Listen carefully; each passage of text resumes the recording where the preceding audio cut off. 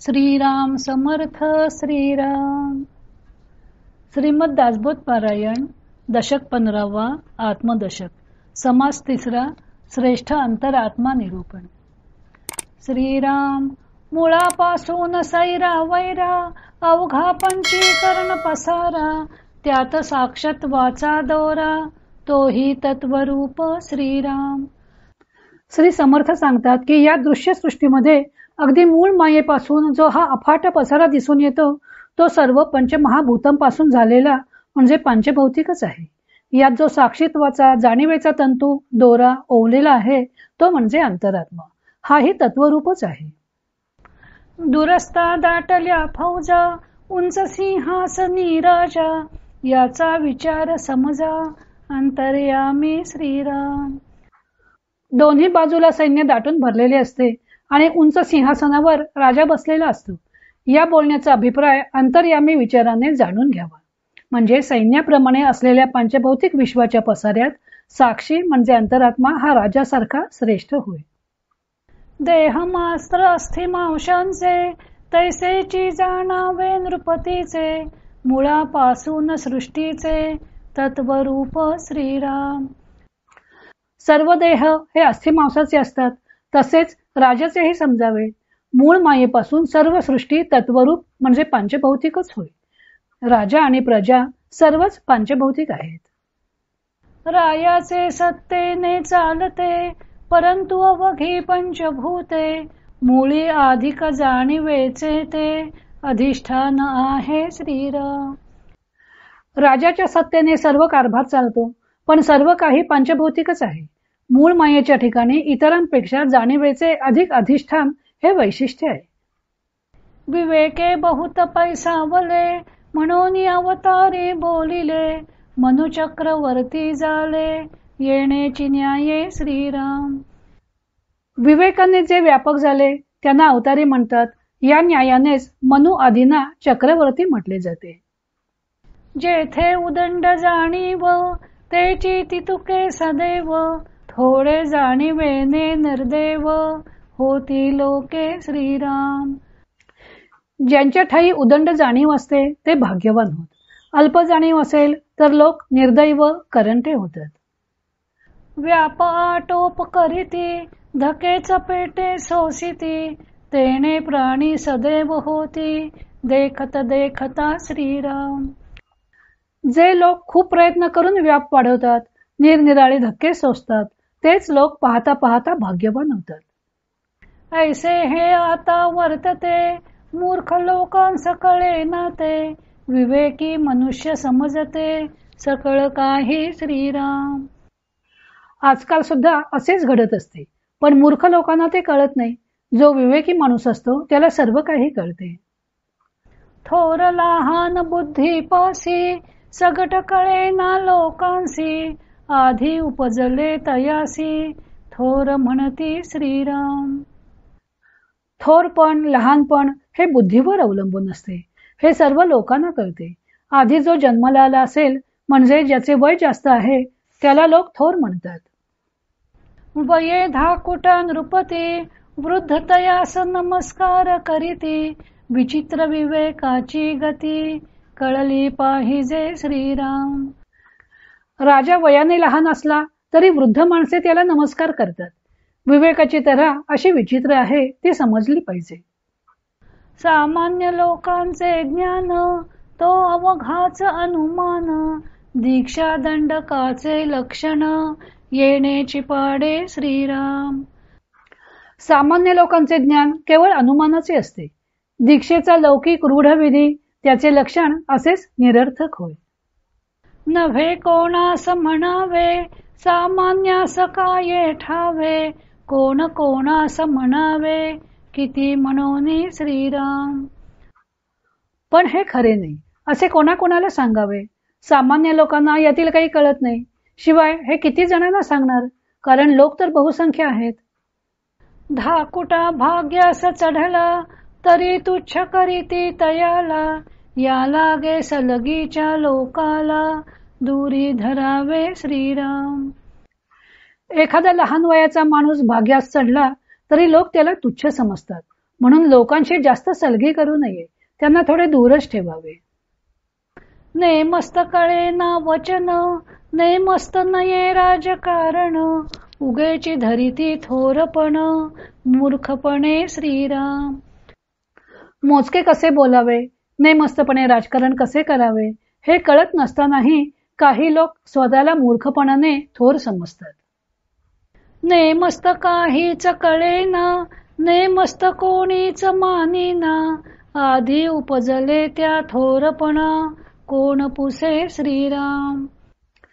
ज्याला निश्चितपणे काहीच कळत नाही आणि ज्याला कोणीही थोर मानत नाही, तो केवळ आधी जन्मला म्हणजेच वयाने थोर असला तरी त्याला कोण विचारतो. वडिला वडीलपण नाही, धाकुट्या धाकुटपण नाही, ऐसे बोलती त्यास नाही, शहाणपण श्रीराम. जे लोक असे म्हणतात की वडील माणसांना कोणी वडील म्हणून मान देत नाहीत किंवा लहानांनी आपले लहानपण सोडले, त्यांना शहाणपण नाही असे समजावे. गुणे विण वडीलपण, हे तो अवघेच अप्रमाण, त्याची प्रचित प्रमाण, थोरपणी श्रीराम. गुणांशिवाय मोठेपणा मानणे हे सर्वच अयोग्य अप्रमाण होय. थोरपणा हा प्रचितीवर प्रमाण मानावा. तथापि वडिलांस मानावे, वडिले वडीलपण जाणावे, नेणता पुढे कष्टावे, थोरपणी श्रीराम. तथापि वयाने वडील असणाऱ्यांनाही मान द्यावा, पण वडील माणसांनीही आपले वडील पण खरे नव्हे हे जाणून घ्यावे, नाहीतर पुढे म्हातारपणी त्रास होईल.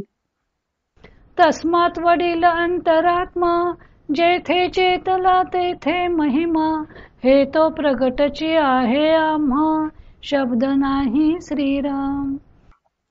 म्हणून सर्वात वडील म्हणजे श्रेष्ठ जो अंतरात्मा, तो जेथे प्रकाशित जागृत झालेला असतो त्या माणसाला मोठेपणा प्राप्त होतो हे तर उघडच आहे. असे म्हटल्याने आमच्याकडे दोष येत नाही. या कारणे कोणी एके, शहाणपण शिकावे विवेके, विवेक न शिकता तुटे, तुटो न जाती श्रीराम. म्हणून कुणाही माणसाने विवेकाने शहाणपण शिकून घ्यावे. विवेकाने शहाणपण शिकले नाही तर महत्व राहत नाही. तुक तुटले म्हणजे गेले, जन्मा येऊन काय केले, बळेची सांधीस घातले, आपणासी श्रीराम. पद जर राहिली नाही तर मग जन्माला येऊन काय केले, बळेच स्वतःला तुच्छ करून घेतले असे होईल. सकट बाये कासी व्यादेसी, सांधीस पडिला ऐसे म्हणती, मूर्खपणाची प्राप्ती, ठाकून आली श्रीराम. असे झाले तर सरसकट स्त्रिया सुद्धा शिव्या देतात. अडगळीत पडला, व्यर्थ स्वतःला तुच्छ करून घेतले असे म्हणू लागतात. अशा रीतीने मूर्खपणा पदरात पडतो. ऐसे कोणी एके न करावे, सर्व सार्थकची करावे, कळेना तरी विवरावे, ग्रंथांतरी श्रीराम. म्हणून कुणी असे करू नये. सर्व प्रकारे जन्माचे सार्थक करून घ्यावे. आपणास कळत नसेल तर ग्रंथांचा अभ्यास करून जाणून घ्यावे. शहाण्यास कोणी तरी बाहाती, मूर्खास लोक दवडून देती, जीवास आवडे संपत्ती, तरी शहाणे भावे श्रीराम. शहाण्या माणसाला सर्व बोलावतात, मान देतात, मूर्खास दूर सारतात. प्रत्येक जीवाला मोठेपणा आवडत असतो, म्हणून प्रत्येकाने शहाणे व्हावे. आहे या शहाणपणा कारणे, बहुतांचे कष्ट करणे, परंतु शहाणपण शिकणे, हे उत्तमोत्तम श्रीराम. हे शहाणपण प्राप्त व्हावे म्हणून अनेक प्रकारे कष्ट करावे लागले तरी करावेत, पण काहीही करून शहाणपण शिकून घ्यावे हे उत्तमोत्तम होय. जो बहुतांस मानला, तो जाणावा शहाणा झाला, जनी शहाण्या मनुष्याला, काय उणे श्रीराम. जो अनेकांना मान्य होतो तो शहाणा असे जाणावे. जो शहाणा असतो त्या माणसाला या जगात काय उणे पडणार आहे.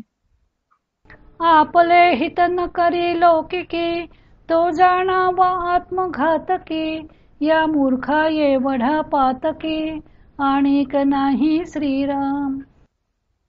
लौकिकात जो आपले हित करत नाही तो आत्मघातकी जाणावा. या मूर्खा एवढा पातकी दुसरा कोणीही नाही.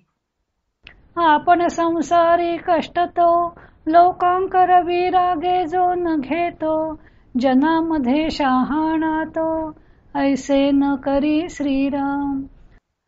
आपण संसारात कष्ट करतो पण मूर्खपणामुळे लोकांकडून रागावून घेतो. असे शहाणा माणूस करत नाही. साधकासी कविले स्वभावे मानेल तरी सुखे घ्यावे. माने ना तरी सांडावे एकीकडे श्रीराम. श्री समर्थ म्हणतात की मी साधकांना स्वाभाविकपणे हे शिकवले आहे. त्यांना पटले तर त्यांनी सुखाने घ्यावे, जर पटले नाही तर सोडून द्यावे. तुम्ही श्रोते परमदक्ष अलक्षास लाविता लक्ष. हे तो सामान्य प्रत्यक्ष जाण तसा श्रीराम. आपण सर्व श्रोते परमदक्ष आहात.